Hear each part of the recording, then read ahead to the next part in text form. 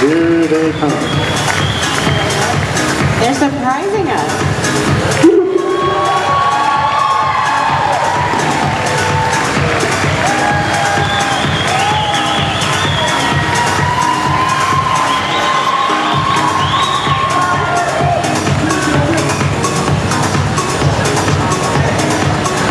So much energy with this one.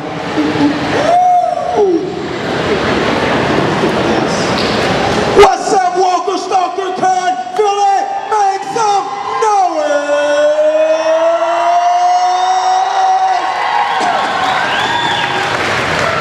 I don't have the same wind I used to have. Still pretty good. Thank you, thank you. So this is really cool because it's the first time these two have been on a panel together, as far as I know. Is that right? This is the first time. I had to hit her up last night. I was like, what? I'm doing a panel with Holden? Oh my goodness. So I had to hit her up. I was so excited about it. You guys really weren't. Were you guys in very many scenes together? Not really, huh? Do you? We were in 1,000 scenes together. We just maybe didn't have a lot of dialogue. It was back in the day when we were shooting 18-hour days and we had to be there no matter what. Remember that? I do, but you know what I remember more specifically was when we were on the rooftop and I almost passed out, almost died. I think the two, we kept walking past each other like, is this for real? Because it was so hot on the rooftop, remember? I remember I dropped my lipstick on the roof, the Atlanta rooftop, and it sizzled. It's melted. And I was like, what's that doing to us? Baked lipstick, yummy. Well, one thing that the three of us have in common actually is that we were all in the season 2 finale together because I played a walker, and I noticed that you guys both just gave it your all, like you jumping in and wanting to do the stunts and things like that, right? Pretty much. Oh yeah, oh yeah. You know, I just didn't want to be embarrassed by Laurie here. She's a trooper, so she's a natural stunt woman. So I just had to step up my game and do the best I could. So hopefully I held my own. This is going to be your guys' panel, so I'd like you to, we need to get a microphone in here, but, oh, there we go. Line up with your questions, but while we're waiting for that, I want to know, you guys, what was your relationship like off screen? Awesome. Awesome sauce. Laurie was one of the first ones I bonded with on set. I don't know if you remember all of the intimate conversations that we had, but they were really special to me. And What do you mean if I remember? well, you know, I was a little T-Dog, and I know you have quite the resume being in Hollywood and doing your thing, so. Dude, don't underestimate yourself. You came off The Blind Side, you're a killer, you're a multifaceted talent. Thank you, thank you. Another thing about you guys is you both have, I just know from my little experience, you both have giant hearts, and you're both out there in the world trying to do some good. So have you connected on that at all? No, we haven't connected on that. But she's a real life hero, just in case you didn't know. She helped to bring down these sex traffickers. Did you guys know about that? And I was so blown away. I'm like, what are you doing? Like, this is real life, dangerous stuff right here, Holden. But you were out there. I was just wondering what motivated you to do that. That comes from deep within. So, but yeah. I think you and I are both survivors in different ways.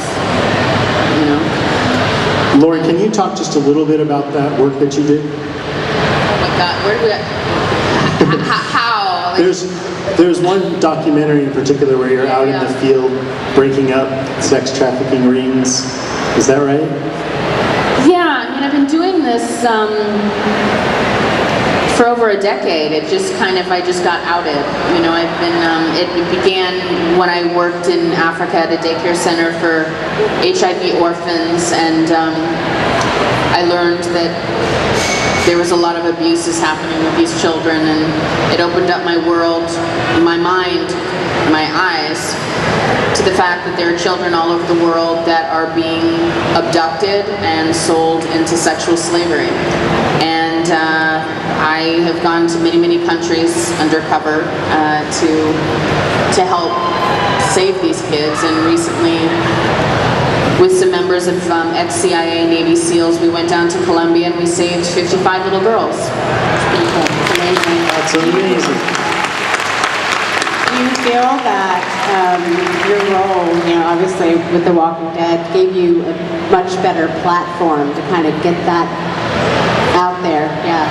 But the irony is that I was actually upset when it came out because it's something that I've been doing long before The Walking Dead, and it was kind of my thing that some of my closest friends didn't even know I was doing. I mean, I'm doing some... You said you were undercover most of the time. With the CIA, right? So, and International Justice Mission. So, it's when Nightline did that piece, it was very bittersweet because it was like, okay, it was great that it raised awareness, and I'm glad that my Walking Dead platform, really opened a lot of people's eyes to what was going on, a lot of young people's eyes. But it was also unfortunate because I can't do it. I have to do it in another capacity. I don't have the luxury of getting on planes like I used to. But, I would go in a disguise, but it's like, now I go to LAX and paparazzi are there and going like, "Are you going on a mission, Laurie?" And I'm like, "No." But now, fortunately, with that, you can inspire others to do it. Yes. So that's great. Hopefully. Yeah, that's great. Yeah, like, I feel like I shouldn't be asking you that question anymore because you're saying you're bummed that it's out, but is it kind of out? I'm not bummed that it's out. I think that, I think when I went on the last mission, I didn't know that it was going to be photographed, and I almost got off the plane before I went down, and it made me very nervous because I am a public person, because there are people that are in jail because of what I did, because I became the face of that. So it's like, do you understand my own personal safety, and the fact that it makes it harder for me to do that, and there is nothing, Walking Dead, any acting, nothing has touched what it has been like to go and save a child's life. Like, there's nothing, so I just have to do it in other capacities. What if they made break my nose, change my name. What if they made a movie of it? Would you want to star in it? If a movie was made, it's funny because people have actually come to me and asked me to do that. I don't know. I mean, I don't know. If I had my producerial hat on, I'd probably be like, okay, I want Jennifer Lawrence. All right, I want to ask you, Irene, you have your one-man stage show that's all about inspiration, as far as I can tell. Now you have a hip-hop record. It feels like you have a message that you want to get out there. Can you talk about that kind of stuff? Definitely. My message is all about truth and love. And I feel like I was spared because I feel like I should have been dead for about 20 plus years now, because maybe most of you have already heard my story, but just to sum it up really quickly, I grew up in the inner city of Atlanta, and I had some trying times coming up. I lost my mother when I was 18 years old from HIV complications, and she was a crack addict, and she was an alcoholic also. And my father, I didn't have a relationship with him, saw him 2 times in my life. My brother, he's been in and out of jail ever since he was 14 years old. But God chose to spare me to allow me to overcome that situation, to end up at the University of Georgia, where I played football, and I was also a theater major, and ultimately ended up in the biggest show in television history. I feel like Well, I know for a fact that that doesn't happen every day. So it told me that my purpose was so much bigger than just being an actor, so much bigger than just being a celebrity. And God gave me the platform of The Walking Dead, thanks to you all for loving the show so much and embracing the show. Thank you. I'm able to tell my story and inspire other people to let them know that the name Irony means an eagle in flight with an unbroken spirit, meaning that no matter what your circumstances are, what you're going through, what you've been through, what you're dealing with right now, you can always overcome that with determination, with commitment, with focus, with drive. You just never quit. You always have truth and love in your heart. And that's what my book is about. That's what my one-man stage play is about. That's what my music, my album, Hypocrisy, is about. Everything I do, everything that I have control over, you're going to get doses of truth and love no matter what. Because otherwise, I'm living this life in vain if I don't do that. I would rather not be here if I'm not helping somebody else or to save other lives. So that's basically it to sum it up. So you're such a motivational and an inspirational person. Days on set, would you kind of give the morning amp up and get everybody going? I don't know. I would have to let Holden answer that. I don't know what my energy. I guess we all had great energy. I think you and I would probably start off with a little dance or something in the morning. Yeah, but I was living in, when we were working together, I was in Andrea's suicidal mode, so I wasn't the happiest camper to be around. No, you were not. Yeah. But you were still lovely, you were still beautiful, but you were Andrea. I was Andrea. I mean, I lived, it's so funny because by season 3, you know, the crew were like, you know, you're really like cute and you're really like happy, and I'm like, yeah, that's me. And they were like, well, what was that? And I was like, well, that was Andrea in season 1 and 2, because you know, Andrew Lincoln's very similar, but like, I lived it, you know what I mean? So people that like were like, by season 3 it was like, you're not a fat sack? I'm like, no. Well, I think that's a sign of a true thespian too, you know? And I think that sometimes maybe fans, I would like for fans not to get confused, because if you see an actor one day and they may give off a certain energy or vibe, it's probably because they're in their zone, they're focused on that character, they are that character. A lot of actors are like that. And some actors are jerks. So which ones? Just kidding. No, like in life. Don't tell it. No, but no, because I think it's any mixed bag. You know what I mean? Some actors are in their zone and they're like very hyper focused, and then others are just jerks, right? You know it. Not on The Walking Dead. No, not on The Walking Dead. Not on The Walking Dead. In general.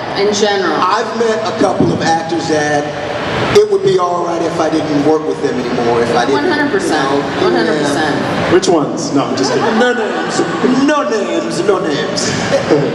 Do we have a question here? This kind of goes for both of you. What is your favorite past or future character in Walking Dead?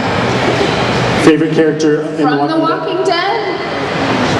Oh God, I don't watch the show, so I mean, but I didn't watch the show when I was on it, so not because I don't think it's amazing, I'm sure it is. A couple things, I don't like to watch my work. I like to take my vanity and put it out the window and just be the character and not judge it. Andrew Lincoln's never seen the show either. I'm in very good company. I can only judge by the people that I've worked with, you know, and it's very hard because it's like Sophie's Choice. It's like, who do you choose? Because everyone was so unique and handpicked, and there were so many good hearts. I mean, Herschel is like still like a family member to me. I mean, I spend my birthday with him. It's like, I always say to Scott Wilson, I wish I could keep you in my pocket, because I could have the crappiest day in the history of all time and just think life is like done. And then I see his little face and he's like, hi sunshine. And it's like, all of a sudden It's like I'm like a little kid, and I'm like, I wish I had him in my pocket and I could just pull him out. You know, it's like, oh, I'm happy now. A mini Herschel. Mini Herschel. Yes, yes. You know, and I've said at other conventions that everybody that I've worked with, I have a special relationship with each of them because of the intimate moments that we've had, you know, because of the disclosure that we've had with one another. So I would have to say the entire cast that I was with from seasons 1 through 3, because I got to know more about who they are as human beings and how special they are as human beings as opposed to the characters that they're playing. So that's a good question. Good question. Thank you. I have a quick one. So, Laurie, you mentioned that when you were in that whole Andrea suicidal phase that it affected your person, and it just made me wonder for both of you, you spend all this time knifing people through the head and all this death and everything, and did that have an impact on your psyche? And if so, how long did it take for it to go away? Well, there's two different things. I mean, first of all, killing a zombie is therapeutic. Okay, it's like, there's no trauma in that. That's like actually fantastic. You know, people kickbox. You feel the same way, Irony? Yeah. Yeah, I agree. No, yeah, it's amazing. Yeah. I mean, it's just like, you know. It's awesome. So that part of the job is amazing. You know, that's great. I mean, it's literally a metaphor of like stomping your demons. I mean, it's, you know, it's great. But emotionally, and everybody had a different journey on The Walking Dead. I mean, my character went through so much emotionally that I kind of was in it even between seasons. I mean, I didn't watch television for 3 years. I didn't listen to the radio. I mean, I really kind of, I mean, I'm a little weird, I admit it, but I didn't want to ever act. I wanted to just be. It sounds like you kind of removed yourself from society to feel like you were more in the apocalypse. Pretty much. A little bit. Pretty much. Cool. So, I don't know if that's necessarily the healthiest choice, but... It seems like it'd be hard on you. Yeah. I mean, I think I'm a lot more, I don't know, I'm a lot more feminine and a lot more girly now that I'm not playing Andrea, because I'm able to not carry all of that all the time. Must be a relief. Yeah, a little bit. Are you more feminine now? No, I'm just kidding. You guys, Just to let you all know. I'm sorry. Go ahead, sweetheart. no, I was just going to say, you guys both, during your stretch on the show, had great individual scenes with, you know, individual actors. Did you like the scenes where you had like the one-on-one with one other actor, or did you prefer with the group setting when everybody was together? You want to take that one first, or you want me to? I am videotaping shamelessly, I must admit it. Yeah, I love the one-on-ones because they're more intimate, obviously, for apparent reasons. Like, I didn't have many of those moments, and one in particular I can point out is the one with Dale, Jeffrey DeMond, who's like a father figure. And I said in my book that, you know, he's the father I never had. He's like an ideal father. So whenever you had those moments, I embraced those because it gave me an opportunity to convey to people more what T-Dog's about. So yeah, so that's one of many reasons why I would prefer most times the one-on-ones, but then the group stuff is pretty cool too, but yeah. The group things are hard, to be honest, because, and I'm kind of amazed that they all kind of went as effortlessly as you can, but I mean, as good and kind as everybody was, you got a lot of actors, and they're all bringing their A game, and the stakes are really high, and it's very emotional. And aren't you kind of surprised that there weren't more like tip to cut some, you know, like, you have volatile scenes like Sophia coming out of the barn. I mean, you've got like 20 actors, everybody is jacked. You know, Yeah. it's like, it's kind of amazing there aren't more, But you I know, understand. clashing. And it was pretty harmonious. I would say always hear 98% of the time. I always hear that about Walking Dead. Yeah. This, that.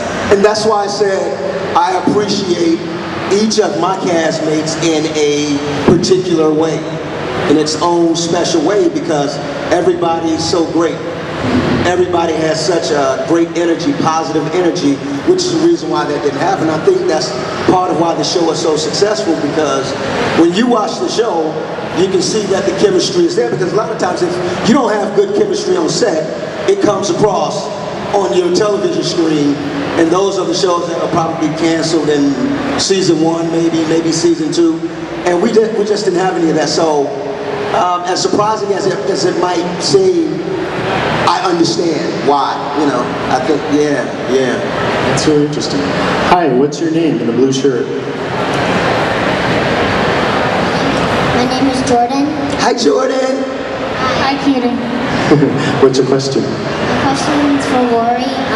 Why didn't you kill the governor when you had a chance?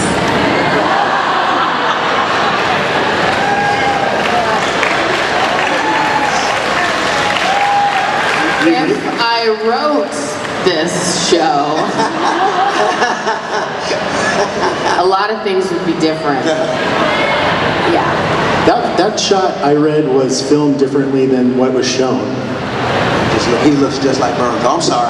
It's okay. He looks just like Shane. Shane, where you going? He looks just like Shane. Oh my God. Right, I'm telling you, doesn't he look just like Shane? I was looking at the baby. Shocking. What's up, Shane? But yeah, Can the baby come up here? Shane. Where's Otis? Yes, he can come up if someone can get him up here. Shane. Stealing a child. Oh, yes. We have a baby sighting, sorry. Oh, little Walking Dead fan.